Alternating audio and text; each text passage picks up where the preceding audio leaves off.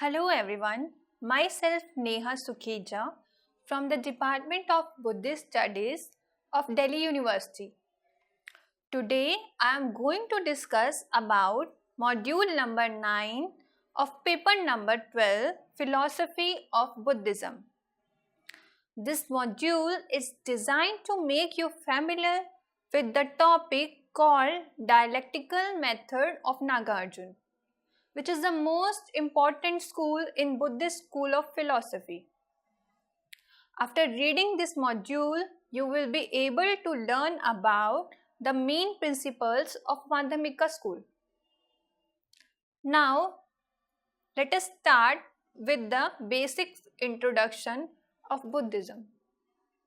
Now, Gautam Buddha, who was known to be the founder of Buddhism, his teachings were clearly explained in the Buddhist school of Indian philosophy. The knowledge about Buddha's teaching relies on the three Pitakas, or the three baskets of teachings which are included his thoughts as mentioned by the most important disciples. The three baskets of teachings are known as Vinaya Pitaka, Sutta Pitaka and Abhidhamma Pitaka. Vinaya Pitaka deals mainly with rules of conduct for the assembly which is also known as Sangha. Sutta Pitaka includes Buddha's religious discourses and dialogues. And the last one, which is Abhidhamma Pitaka, includes philosophical theories. All these three includes information about early Buddhist philosophy. So, after Buddha's enlightenment, which means Mahaparinirvana, Buddhism got divided into many schools. Of them, the most important division of Buddhism on religious matters was into the Hinayana or Theravada and the Mahayana. The followers of Hinayana school mostly are from south. Hinayana school was an orthodox school. They believed or followed the teachings of the Buddha as it is. The literature of the Hinayana school is vast and is written in Pali language, whereas Mahayana school spread mostly in the north. And the followers of the Mahayana school are from Tibet, China and Japan. This school is not as orthodox as Hinayana school. Most of literature of Mahayana school was in Sanskrit and they are also translated into Tibetan and Chinese language. So Buddhism, firstly, a moral religious teaching divided into so many sects or schools. Of these, some important schools are, the first one is Madhyamika or Shunyavadi. In this school, philosophers are nihilist. The second one is Yogacara or Vijnanavadi. In this school, Buddhist philosophers are subjective idealists. The third one is Swatantrika or Bahya Anumeyavadi. The philosophers of these schools are representationalist or critical realist. And the last one is Vibhashika or Bahya Pratyakshvadi. The philosophers of this school are directly realist. The first two schools, Madhyamika and Yogacara, come under Mahayana school, and the last two, which means Swatantrika and Vibhashika, come under Hinayana school. So, to know about Nagarjuna's dialectical method, it is essential or important to know about what are the main ideas or theory given by him.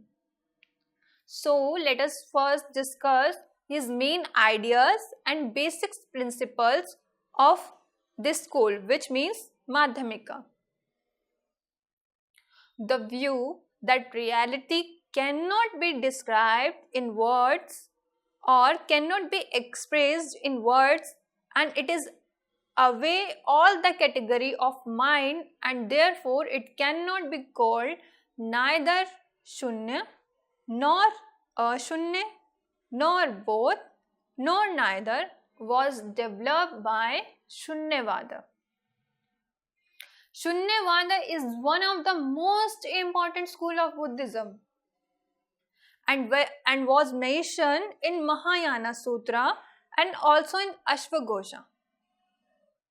Nagarjuna, who also known is the first systematic founder of Shunyavada. His famous work is Madhyamika Karika. The main or basic principle of this school are present in Mahasangika system, also in Pragya Paramita. These two are the famous work of this school. Shunyavadins are also known as Madhyamika, or the followers of the middle path, that also followed by the Buddha at the time of his enlightenment or Mahaparinirvana. This middle way or middle path ignores the errors of existence and non-existence, affirmation and negation, and so on. Now, Madhyamika is a Sanskrit word which means middle way or middle path. Many scholars, whether they are from Western or Asian, wrongly viewed the meaning of the word Shunya and also ignored its real logical meaning. Thus, they showed that Shunyavada as a skepticism or nihilism. But according to Madhyamika, the word Shunya does not mean a nothing or an empty void. Etymologically, the word Shunya is derived from the word Svi, which means to expand, to swell. And ontologically, Shunya is the void, which is also fullness. Why? Because it has nothing in particular, but it has possibility of everything. So, according to Nagarjuna, Shunyata is experience that cannot be shared with one by another. One has to experience by himself. It is not affected by empirical mind. It cannot be ever expressed in words. It is non-dual, which means one. Now, Nagarjuna gave two forms of reality or two kinds of reality, that is empirical, which is Samvritti Satya, and ultimate reality, which is Paramartha Satya. Empirical truth is for ordinary person. It is the mean by which a person can reach at ultimate truth. According to Nagarjuna, ultimate truth cannot be realized without the help of empirical truth. And without realizing the ultimate truth, no one can attain nirvana, which means liberation. Now, according to him, the word Shunya must be understood from these two forms of reality, that is empirical and ultimate. Now, according to empirical reality, Shunya is Swabhava Shunya, which means devoid of Swabhav or substantial reality of its own, which is not dependent. There is not a single thing in this world which is totally real. Everything is related to or dependent upon something. This world is never be real, but only a sphere of relativity. Hence, Pratitya Samutpada, which is the theory given by Buddha, is equal to Shunyata, or relativity of a thing by itself is nothing at all. According to ultimate reality, Shunyata is free from thought construction and free from plurality, which means it has unity. It cannot be expressed in human language, or we can say it cannot be expressed in words. In Madhyamika school, Shunyata is explained as the symbol of the inexpressible. Shunyata is not a theory. In fact, Madhyamika uses the dialectic to criticize other theories without giving its own theory. By using his dialectic, Nagarjuna conclude all dharmas are shunya or nisvabhava, which means devoid of any independent substantial reality. Shunyata is at once awareness to realize the truth. According to Nagarjuna, Shunyata is not used as a theory just for the sake or just for the purpose of Shunyata. So these are the basic idea of this school, which is known as Madhyamika school. Now let us discuss about dialectical method of Nagarjuna. The main contribution of Nagarjuna to Madhyamika philosophy is his dialectical method, which in Sanskrit also known as Prasanga method. It stands as an authentic contribution of Nagarjuna. Nagarjuna was confused by the mysterious silence of the Buddha on some metaphysical question. He tried to find the main cause behind this silence of Buddha. Then Nagarjuna pondered that it was Buddha agnostic, as he was believed to be by some European writers on Buddhism. But the question can arise, if Buddha was not agnostic, then why didn't he maintain this silence? So to answer this question, that is to find what is the reason behind this silence of Buddha, Nagarjuna developed his dialectical method. Buddha was maintaining silence on some fundamental metaphysical questions, like, is the word beginningless or has it got a beginning? Is it finite or non-finite? And so on. Buddha states these questions to be avyaktarta, because the answers to this type of questions cannot be expressed in words, or we can say in language, in human language. Madhyamika famous scholar known as Chandrakirti stated that Buddha declared 14 things to be inexpressible.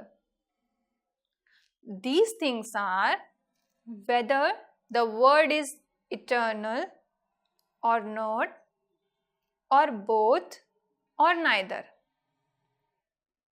The second one is whether the word is finite, the word is infinite, the word is both finite and infinite, and the word is neither finite nor infinite. Whether the Tathagat exists after death, does not exist after death, both exist and does not exist, and neither exists nor does not exist. The last question is whether the soul is identical, which means similar with the body, or different from the body. The four alternatives or option form the basis of Chatushkoti of Nagarjuna's dialectic, in which there is one positive option, one negative option, a conjunction of the first two options, and a disjunctive denial of the first two options. Nagarjuna had before him the form of these questions and Buddha's silence, rejecting to give any categorical answer to these questions. Buddha, who was not believing Sasvatavad, which means absolute affirmation, or in Uchchedavada, which means absolute negation, he was a follower of Madhyama Pratipad, which means middle path or middle way. Now Nagarjuna wondered deeply over this behavior of the Buddha and came to conclude that Buddha maintained silence regarding these questions because he believed that reality is away from the reach of thought, it is beyond.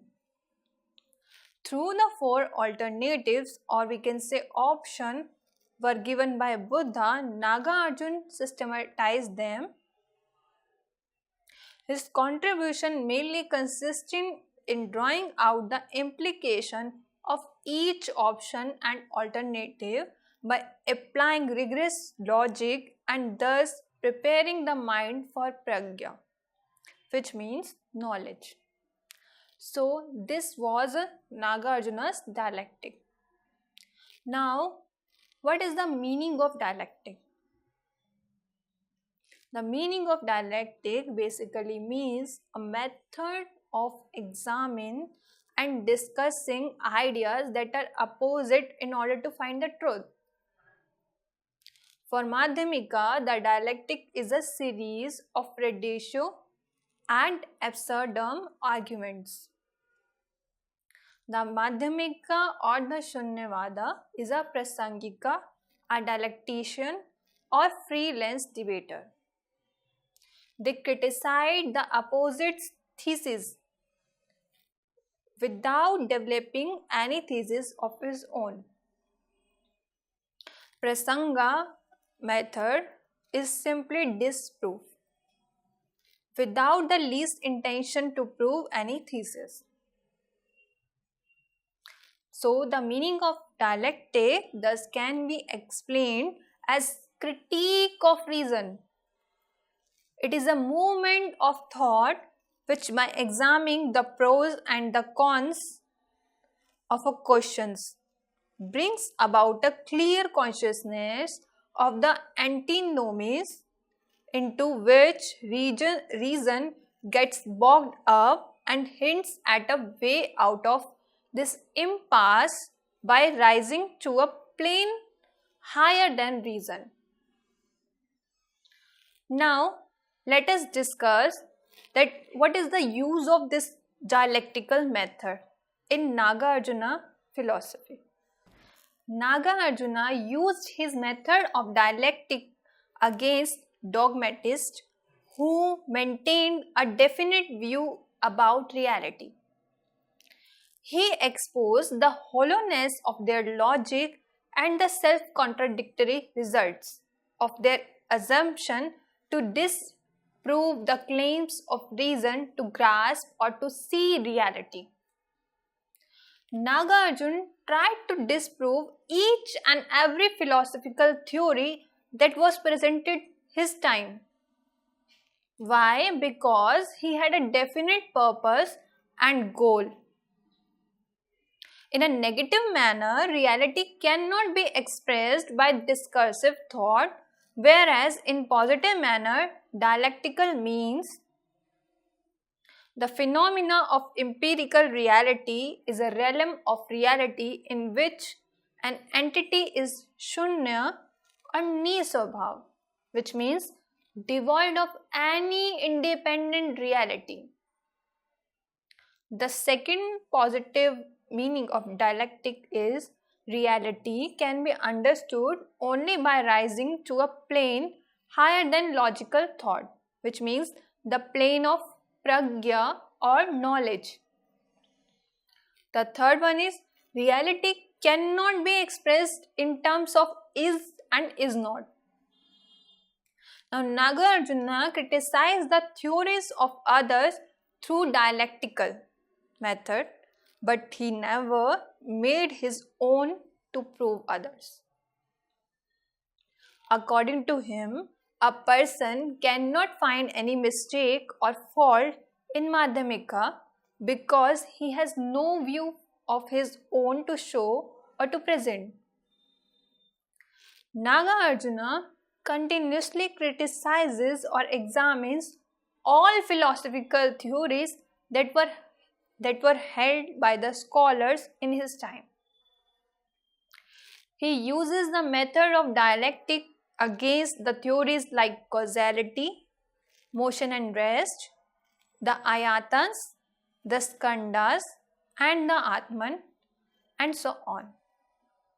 He firstly denies the theory or rejects the theory of causality. Why? Because that was a central problem of philosophy during his days. He stated that there can be 4 views of causality.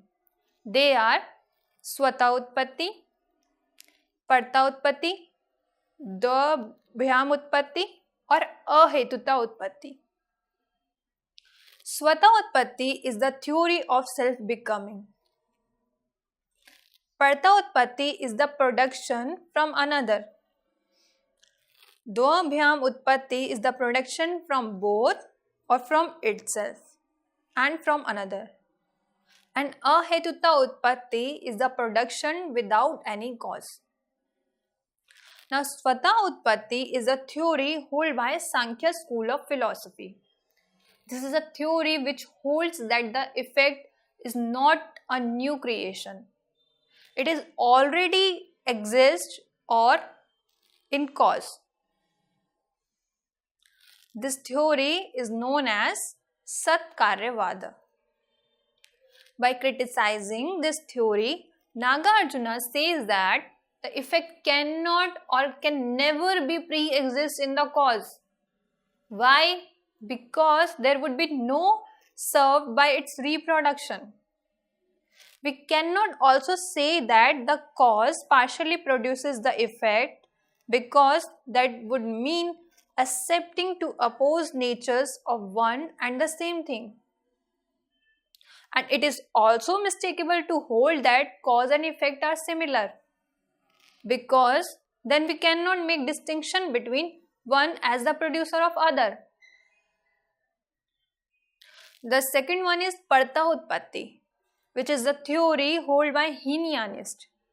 This theory holds that effect is a new creation. It does not exist in its cause. This theory is known as Asatkaryavada.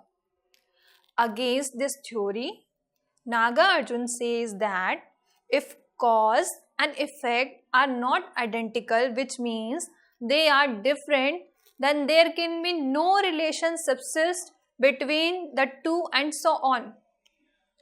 Then there will be the case that anything can be produced from anything.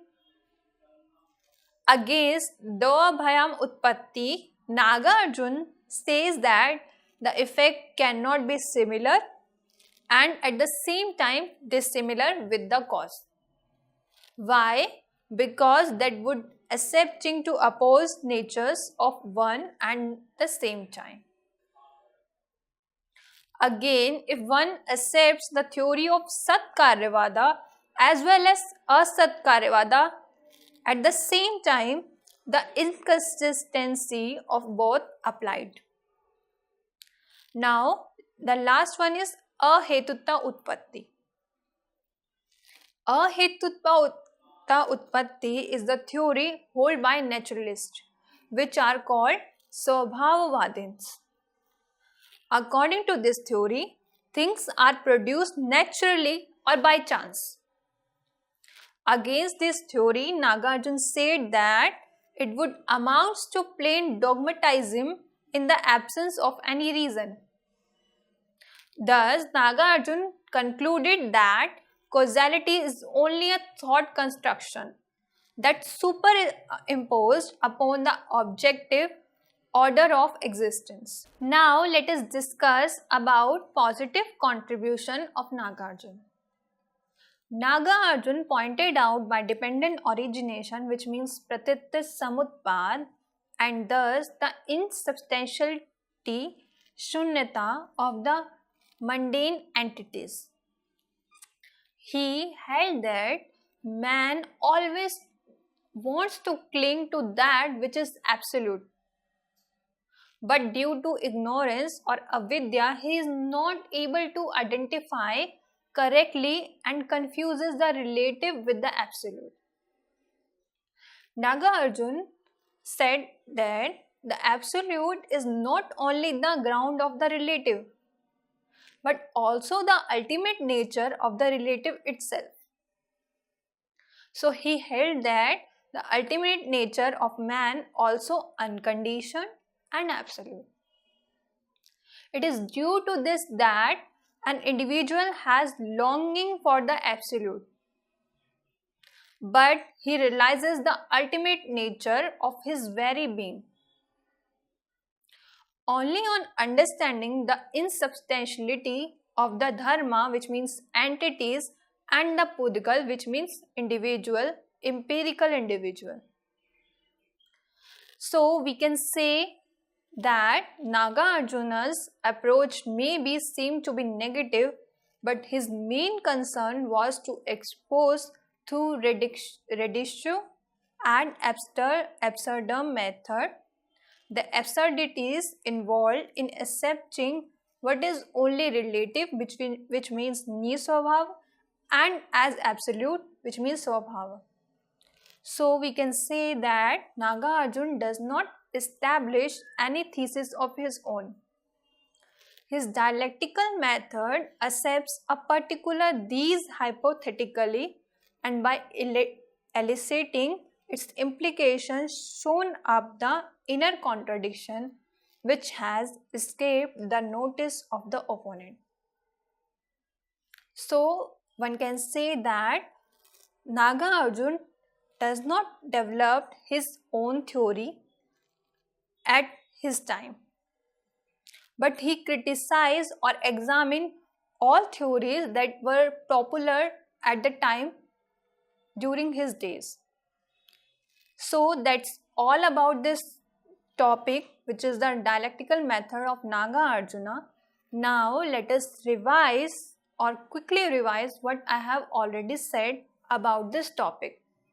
So as I have said before, Nagarjuna developed his dialectical method due to Buddha's silence. Buddha maintained silence on some metaphysical question, due to which Nagarjuna developed his dialectical method. Now, the meaning of dialectic basically means a method of examining and discussing ideas that are opposite. Why? In order to find the truth. For Madhyamika, the dialectic is a series of reductio ad absurdum arguments. The Madhyamika is a prasangika, a dialectician or a freelance debater, because they try to disprove the theories of others. They try to criticize the opposite's thesis without developing any thesis of his own. Now, prasanga or dialectical is disproved simply, without the least intention to prove any thesis. The meaning of dialectic thus can be explained as critique of reason. It is a movement of thought which, by examining the pros and the cons of a question, brings about a clear consciousness of the antinomies into which reason gets bogged up, and hints at a way out of this impasse by rising to a plane higher than reason. So this is the meaning of dialectic. Nagarjuna, who was a Madhyamika philosopher, used his method of dialectical against dogmatists who maintained a definite view about reality.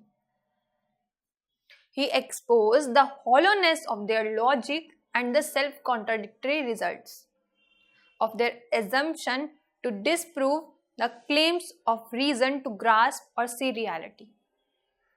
Nagarjuna tried to disprove or criticize each and every philosophical theory that was presented his time, because he had a definite purpose, objective, and a goal.